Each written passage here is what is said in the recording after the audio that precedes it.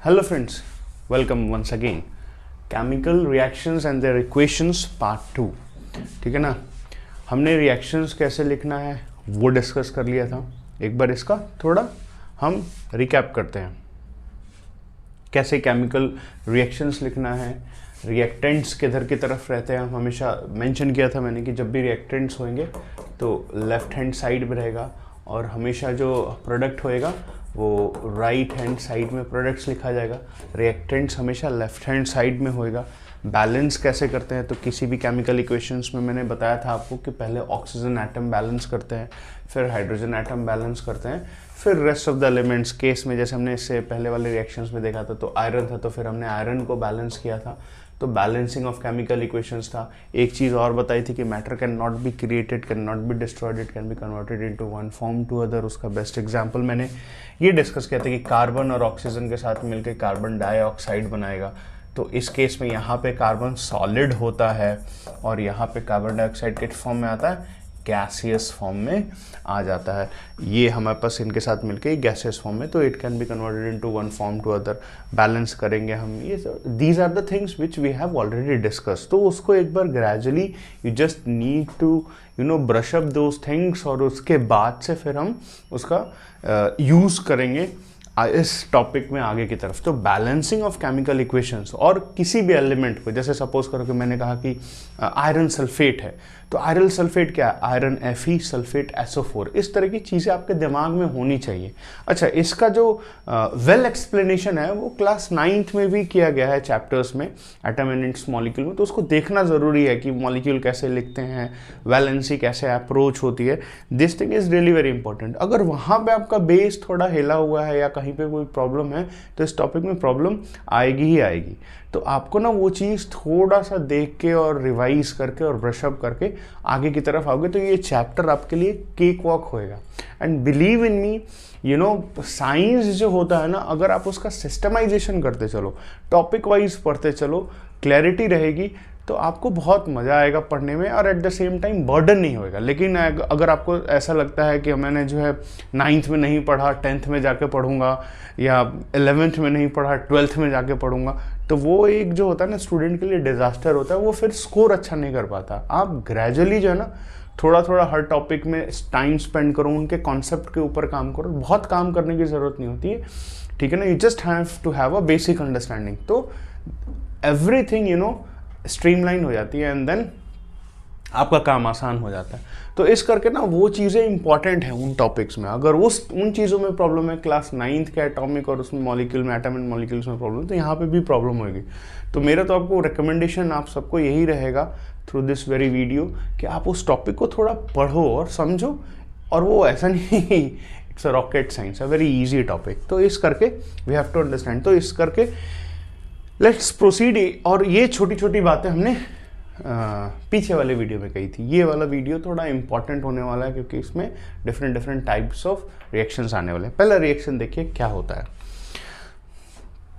जो हमारे पास पहला रिएक्शन है उसको हम कॉम्बिनेशन रिएक्शंस बोलते हैं। कॉम्बिनेशन रिएक्शंस का मतलब क्या होता है कि आप 2 चीज़ 3 चीज़ को मिला दो और वो एक बन जाए, वो कॉम्बिनेशन होता है, ठीक है ना। जैसे हम अपने घरों में चाय बनाते हैं तो पानी गर्म करते हैं, फिर चाय पत्ती डालते हैं, दूध डालते हैं एंड नंबर ऑफ थिंग्स, तो वो मिल के सारी चीज़ जो होती है वो चाय बनती है। जैसे हम अपने घरों में शरबत बनाते हैं और भी सारी चीज़ें, तो that is all together a very good example of combination. तो रिएक्शंस में क्या होता है कि रिएक्टेंट्स आपस में रिएक्ट करके कंबाइन करते हैं और एक तरीके का प्रोडक्ट बनाते हैं, उसको हम कॉम्बिनेशन रिएक्शन बोलते हैं। आपस में कंबाइन हो जाते हैं वो, तो उसी को कॉम्बिनेशन रिएक्शंस बोलते हैं। 2 or more reactant combine to form a single product sometimes, तो उसको हम क्या बोलते हैं, कॉम्बिनेशन रिएक्शन। यहाँ पे कैल्शियम ऑक्साइड है जिसको क्विक लाइम भी बोला जाता है, जो वाटर के साथ रिएक्शन बन के शेक लाइम बनाता है, जिसको हम कैल्शियम हाइड्रोक्साइड भी बोलते हैं। थोड़ा सा रिकैप कर लेते हैं कैल्शियम हाइड्रोक्साइड क्यों होता है। तो आप देखोगे कि जो कैल्शियम होता है ना जी, वो +2 फॉर्म में होता है, और जो हाइड्रोक्साइड होता है ना, जो OH, वो किस में होता है, -1 फॉर्म में होता है। हालांकि थोड़ा बड़े क्लास में जाओगे तो कोई बड़ा स्टूडेंट या कोई और टीचर देख रहा होगा तो बोल रहा होगा कैसे कर रहे हैं ये। साइन जो सिंबल होता है ना, ये जो साइन होता है ये हमेशा एलिमेंट के ऊपर लिखा जाता है। जैसे ये +2 हो गया, OH जो हो गया -1 हो गया, ऐसे लिखते हैं। But to make you all understand, calcium +2 हो गया और हाइड्रोजन क्या हो गया, OH हाइड्रोक्साइड क्या हो गया, -1 हो गया। तो ये जब आपस में मिलेंगे तो इस +2 को न्यूट्रलाइज करने के लिए कितने चाहिए, 2 माइनस चार्ज चाहिए। तो इसीलिए इसका जो फॉर्मूला बनता है कैल्शियम हाइड्रोक्साइड और ट्वाइस, हाइड्रोक्साइड और ट्वाइस, मतलब इसका +2 और इसके -1 2 बार, इसलिए हम इसको कैल्शियम हाइड्रोक्साइड बोलते हैं। This is slaked lime. और इसी तरीके से हमारे पास क्विक लाइन है, तो वापस से इसी कॉन्सेप्ट को रिवाइज करते हैं। तो कैल्शियम +2 होता है और ऑक्सीजन -2 होता है, तो दोनों आपस में मिलेंगे तो कैल्शियम ऑक्साइड ही बनाएंगे, कुछ और बनाएंगे नहीं। तो ये आपस में क्विक लाइन, मतलब कैल्शियम ऑक्साइड वाटर के साथ मिला और क्या बना है, कैल्शियम हाइड्रोक्साइड। और इस रिएक्शन में एक्सोथर्मिक होता है, मतलब हीट बाहर की तरफ निकलती है। एक्सोथर्मिक मतलब जहां पे यहां पे इधर हीट लिख दे उसको हम हमेशा क्या बोलते हैं, एक्सोथर्मिक, EXOTHER, एक्सोथर्मिक रिएक्शन, जहां से हीट इवॉल्व होती है, बाहर की तरफ निकलती है। तो कॉम्बिनेशन रिएक्शंस का मतलब कि when reactant combines to form of products. देखो here are few more examples जैसे ऑफ कॉम्बिनेशन रिएक्शन, जैसे कोल की बर्निंग है, पहले भी रिएक्शंस में लिख चुका हूं मैं। एंड सेकंड केस में this very hydrogen plus oxygen are combining to form water molecule. अब इस चीज को देखोगे तो कार्बन सॉलिड है, कार्बन सॉलिड मतलब कोयला, कोल, ये हमने देखा भी हुआ, अपने घरों में भी हम कई बार यूज करते हैं। और ऑक्सीजन मतलब एटमॉस्फेयर में जो ऑक्सीजन है उससे मिलके कार्बन डाइऑक्साइड बना दिया। Again this is a balance chemical equation, यहाँ पे भी कार्बन 1 है, यहाँ पे भी कार्बन 1 है, यहाँ पे ऑक्सीजन 2 है, ऑक्सीजन 2 है, तो you don't need to balance it. तो ये कॉम्बिनेशन रिएक्शन है। सेकेंड केस में formation of water, formation of water का मतलब कि H2 + O2 combines to give water. ये रिएक्शन में पहले भी लिख चुका हूं, समझा चुका हूं।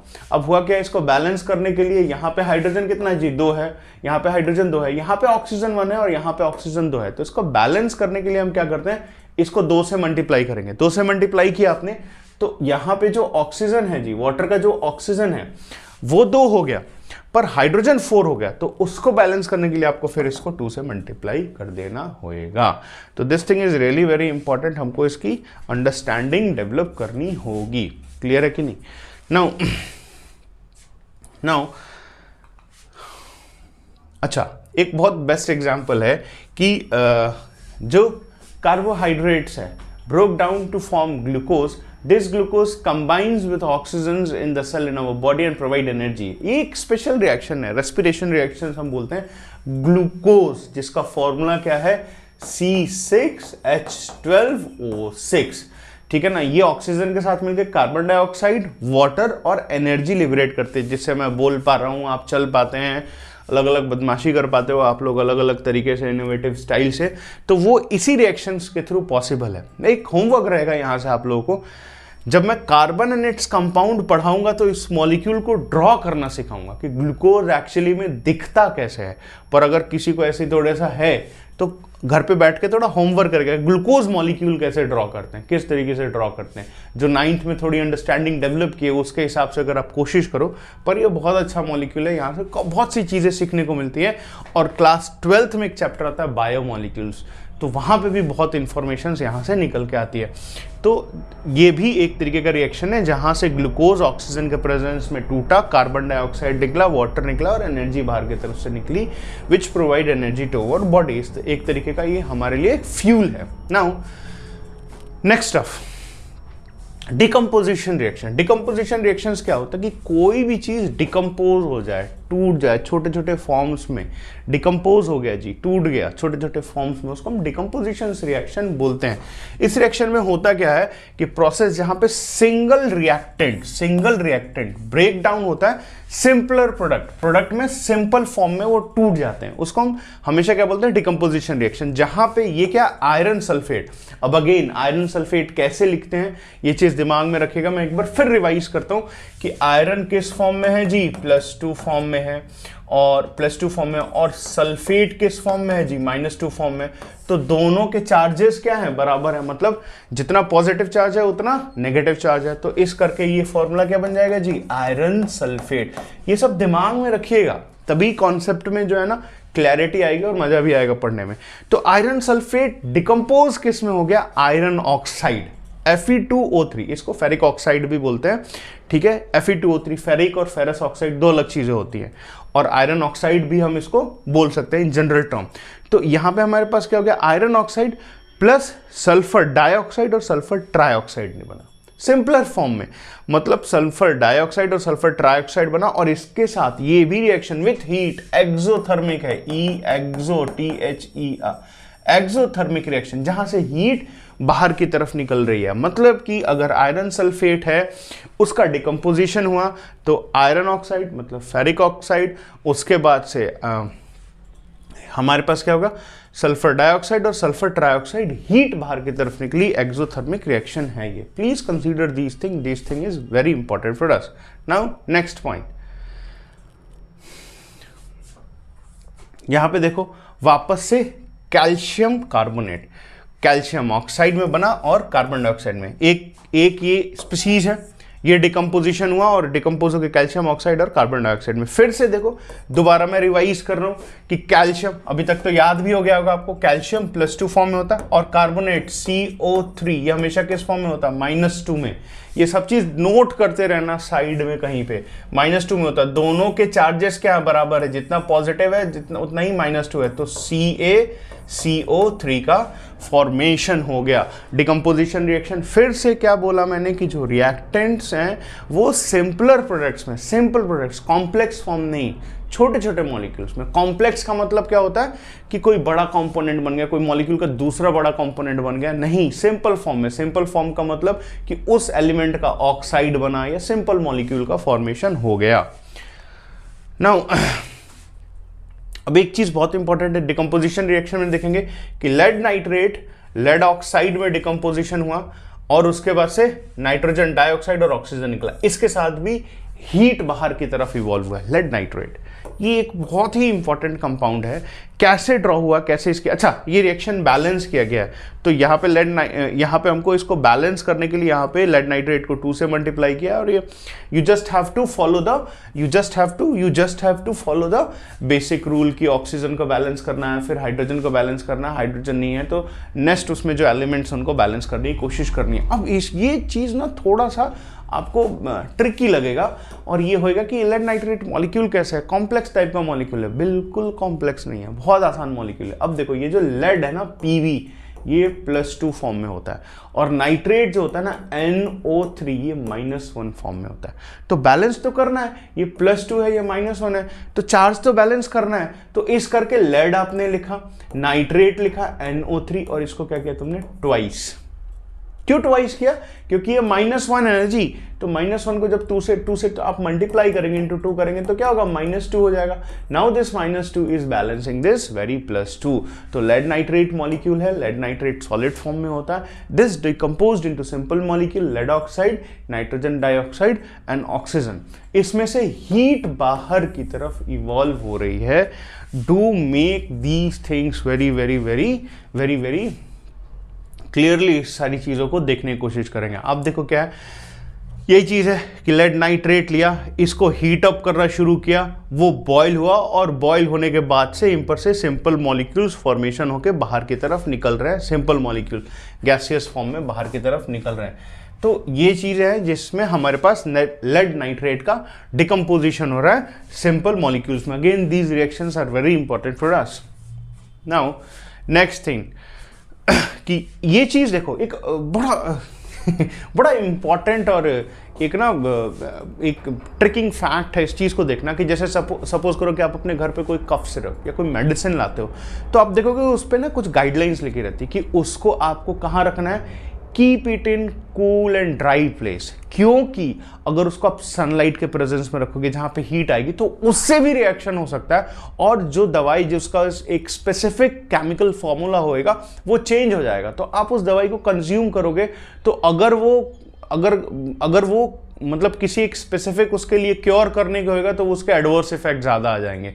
अब वो होता क्यों है, क्योंकि याद रखना जो केमिकल्स होते हैं ना वो सनलाइट से भी रिएक्ट करना शुरू करते हैं। अब ये देखो हमारे पास AgCl है, भाई ये सनलाइट के प्रेजेंस में, मतलब यूवी रेस के प्रेजेंस में ही डिकम्पोज हो गया। डिकम्पोज होने का मतलब क्या हो गया कि Ag का फॉर्मेशन हो गया और हमारे पास Cl2 उसमें से डिकम्पोज हो गया बाहर का। This reactions take place in the presence of sunlight only. That's why in our chemistry lab if we keep EgCl, अगर हम उसको रखने की कोशिश करते हैं तो we always keep this silver chloride in a cool and dark place. Cooler और डार्कर प्लेस में रखने की कोशिश करते, नहीं तो वो सनलाइट के प्रेजेंस में भी रिएक्शन कर जाए। उसी तरीके से silver bromide, same classification, same, वो भी क्या हुआ जी, डिकम्पोज हुआ। किसमें हुआ, सिल्वर प्लस ब्रोमीन, ये भी डिकम्पोज हो जाएगा किसमें, बस सनलाइट के प्रेजेंस में। दैट्स वाई अब देखेंगे कि हमारी जो मेडिसिन के जो कफ सिरप या कोई भी और चीज होती है, it always keep in dark shade उसमें रखा रहता है, ताकि जो सनलाइट है वो अंदर एंटर ना करे। Because this kind of chemical reactions can take place, the chemicals which are there, या जो उसके अगर कोई मेडिसिनल वैल्यूज है वो चेंज हो जाती हैं।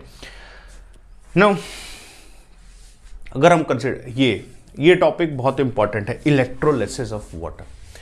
Electrolysis of water is again a very important topic. इसके बहुत साइंटिफिक यूजेस हैं।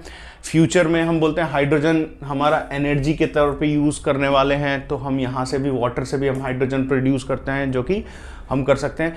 सबमरीन्स जो कि ओशंस के अंदर रहते हैं, वो इस तरह के केमिकल रिएक्शंस का यूज़ करके अपने ऑक्सीजन के रिक्वायरमेंट, महीनों तक जो न्यूक्लियर सबमरीन्स रहती हैं वो महीनों तक आप देखेंगे ओशन बेड्स में रहती हैं।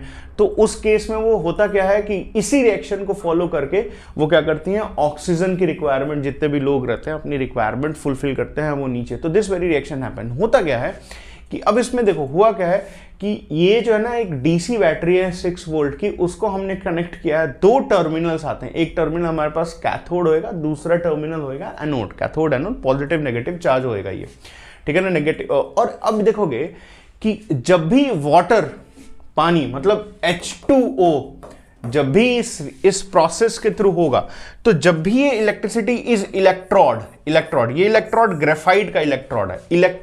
इलेक्ट्रोड का मतलब कि वो मटेरियल जिसके थ्रू इलेक्ट्रिसिटी कंडक्ट होती है, मतलब इलेक्ट्रिसिटी पास कर सकती है। तो ये क्या हमारे पास, इलेक्ट्रोड। इस इलेक्ट्रोड के थ्रू इलेक्ट्रिसिटी पास हो रही है, और जैसे इलेक्ट्रिसिटी पास हो रही है वाटर के थ्रू, तो होता क्या कि जो कैथोड टर्मिनल है, ये पानी डिकम्पोज भी कर देता है, और डिकम्पोज करके जो कैथोड टर्मिनल है वहां पे हमारे पास क्या बना रहा है जी, H2। हमेशा क्या बन रहा है, कैथोड टर्मिनल पे क्या बन रहा है, हाइड्रोजन। और जो एनोड टर्मिनल है, एनोड टर्मिनल वहां पे ऑक्सीजन। एनोड टर्मिनल पे क्या बन रहा है, ऑक्सीजन बन रहा है। तो इलेक्ट्रोलिसिस के प्रोसेस से भी हम वाटर मॉलिक्यूल को with the help of DC current के यूज से हम क्या कर रहे हैं, वाटर को क्या कर रहे हैं, डिकम्पोज कर रहे हैं, 2 फॉर्म्स में तोड़ रहे हैं। और ये बहुत ही इंपॉर्टेंट रिएक्शन है। एनोड टर्मिनल पे आपका ऑक्सीजन डिपॉजिट होना शुरू हो जाता है, कैथोड टर्मिनल्स पे हमारा क्या होता है, हाइड्रोजन डिपॉजिट होना शुरू हो जाता है। नाउ डिस्प्लेसमेंट रिएक्शंस का मतलब क्या होता है कि याद रखें, केमिकल रिएक्शंस इन विच हमारे पास क्या होगा कि जो रिएक्टिव एलिमेंट्स हैं डिस्प्लेस करेंगे लेस रिएक्टिव एलिमेंट्स को। जो मोर रिएक्टिव एलिमेंट्स होंगे वो लेस रिएक्टिव एलिमेंट्स को डिस्प्लेस करेंगे। ये हमेशा ही होता है। जो पावरफुल होता है, जिसके पास ज्यादा ताकत है, वो अपने से कमजोर को हमेशा ही दबाता है। वो चीज केमिस्ट्री में भी देखने को मिलेगी। आप देखोगे कि पहला डिस्प्लेसमेंट रिएक्शन इसमें सबसे इंपॉर्टेंट है कि जिंक किस फॉर्म में, सॉलिड फॉर्म में, फिर कॉपर सल्फेट क्या फॉर्म में, एक्वस फॉर्म में। तो है क्या कि ये जो जिंक है उसने क्या किया, सल्फेट को क्या किया, डिस्प्लेस कर लिया, और क्या बना, zinc sulphate plus you solid. अब है क्या कि इस चीज को देखना कि जिंक किस फॉर्म में है, सॉलिड फॉर्म में, और प्लस Cu किस फॉर्म में, CuSO4 के फॉर्म में, एक्वस फॉर्म में। तो Cu क्या होगा, जैसे Cu हमारे पास क्या है, Cu किस फॉर्म में, Cu+2 फॉर्म में है, और सल्फेट किस फॉर्म में, -2 फॉर्म में। चार्ज एक दूसरे का बैलेंस किया हुआ है।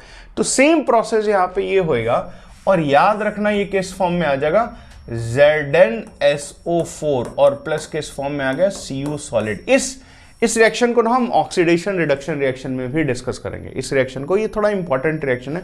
तो मैं ये नहीं कहना चाहता था कि Cu ने इलेक्ट्रॉन गेन कर लिया, इसने इलेक्ट्रॉन लूज कर लिया, वहां पे मैं ऑक्सीडेशन रिडक्शन रिएक्शन में इसको एक्सप्लेन करूंगा।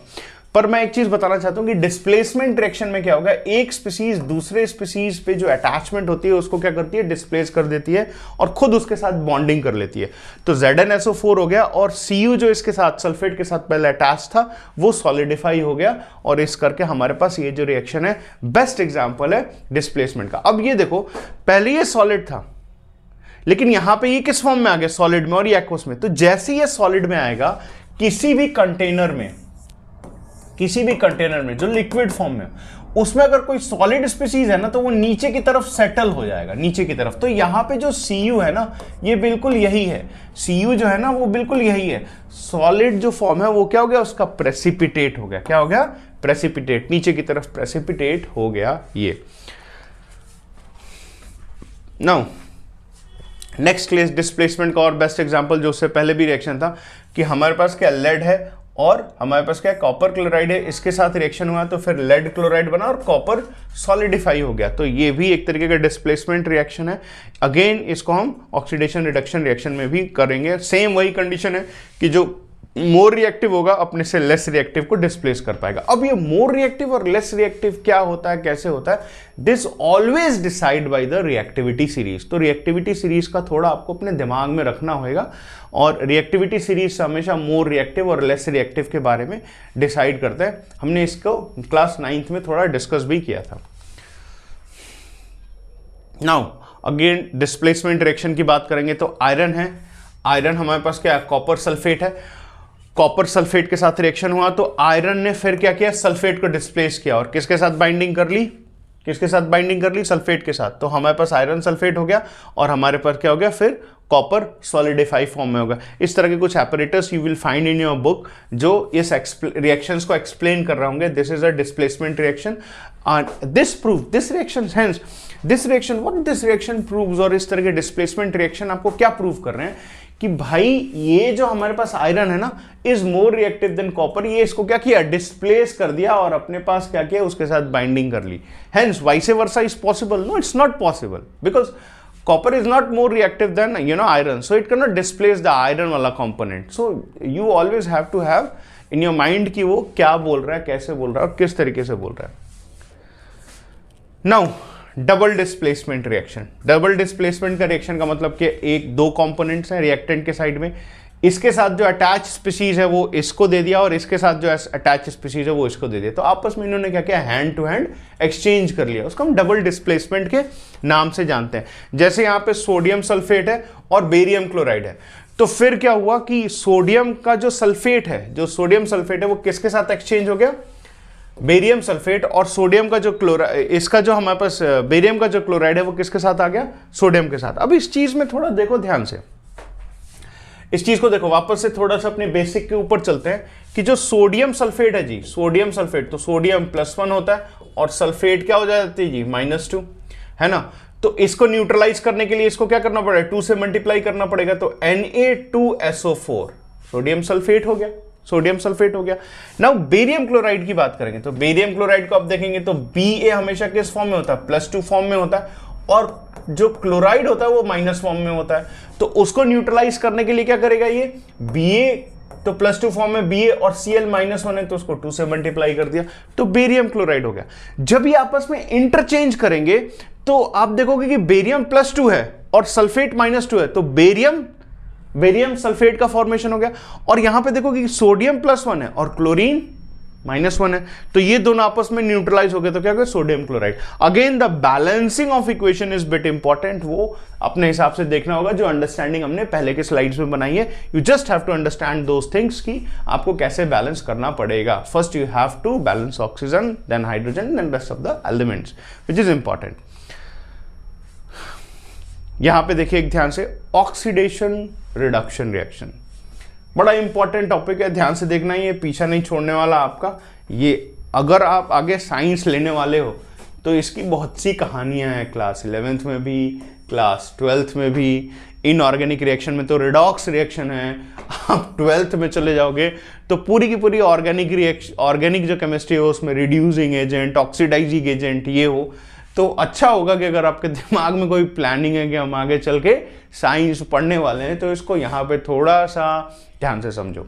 है क्या कि सबसे बेसिक डेफिनेशन, किसी भी स्पीसीज में गेन ऑफ ऑक्सीजन होता है तो ऑक्सीडेशन, किसी भी स्पीसीज में लॉस ऑफ हाइड्रोजन होता है तो ऑक्सीडेशन, और दूसरी चीज लॉस ऑफ इलेक्ट्रॉन भी होता है तो भी ऑक्सीडेशन। अगेन डेफिनेशन ठीक उल्टा कर दो तो वो रिडक्शन हो जाएगा, लॉस ऑफ ऑक्सीजन होगा, यहां पे हमेशा क्या होगा, लॉस ऑफ ऑक्सीजन होगा तो रिडक्शन, गेन ऑफ हाइड्रोजन होगा तो reduction, and gain of electron होगा तो रिडक्शन। अब इस चीज को थोड़ा समझो कि पहले क्या है, जिंक ऑक्साइड है, उसका कार्बन है, तो जिंक ऑक्साइड में क्या हो गया, जिंक बन गया और कार्बन किस फॉर्म में आ गया, कार्बन ऑक्साइड। तो यहां से लेके यहां तक क्या हुआ जी, कार्बन ने गेन ऑफ ऑक्सीजन किया, तो इस कार्बन का क्या हो गया, इस स्पीशीज, ये रिएक्शन क्या हो गया, ऑक्सीडेशन। अच्छा, यहां पे जिंक के पास पहले ऑक्सीजन था, यहां से यहां अगर आप मूव किए तो जिंक ने क्या किया, लॉस कर लिया ऑक्सीजन को, तो इस केस में इस रिएक्शन का क्या हो गया, reduction. Clear? Always have these things कि भाई पहला बेसिक डेफिनेशन आपने क्लियर कर लिया कि gain of oxygen, loss of oxygen, gain of oxygen oxidation, loss of oxygen is reduction. Now oxidation and reduction का एक बेस्ट, अब इस रिएक्शन को थोड़ा सा देखो, अपने दिमाग में बताओ कि ऑक्सीडेशन रिडक्शन क्या है, फिर हम इसको एक बार देखते हैं। 2 minutes.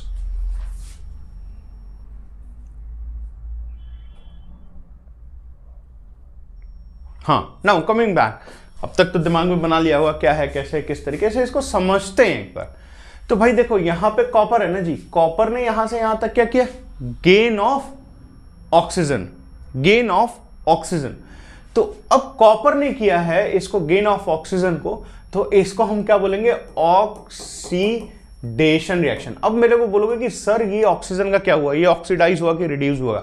So this very oxygen has been consumed in this very reaction, no further products of oxygen or its related thing is not been formed in this very product side। मतलब इसके ऑक्सीजन से related कोई product इसके side formation नहीं हुआ, तो we can not make any prediction for this very molecule, लेकिन ये कंज्यूम हो गया इसके साथ। तो हम ये बोलेंगे कि ये जो ऑक्सीडेशन हुआ है, ये ऑक्सीजन जो गेन हुआ है, तो ये कॉपर ने, Cu ने इस ऑक्सीजन को गेन कर लिया, तो this is an oxidation reaction in simple plain words. अब यहां पे हम आएंगे, तो अब यहां देखो कि कॉपर ऑक्साइड है जी, कॉपर ऑक्साइड किस फॉर्म में आया, कॉपर के फॉर्म में। तो कॉपर के फॉर्म में आया, तो ये जो कॉपर है ये क्या हो गया जी, रिडक्शन हो गया। भाई रेड लिख देते हैं, रिडक्शन को रेड लिख देते हैं। और ये जो हाइड्रोजन, ये देखोगे H2O, ये यहां से यहां तक क्या हो गया, गेन ऑफ ऑक्सीजन।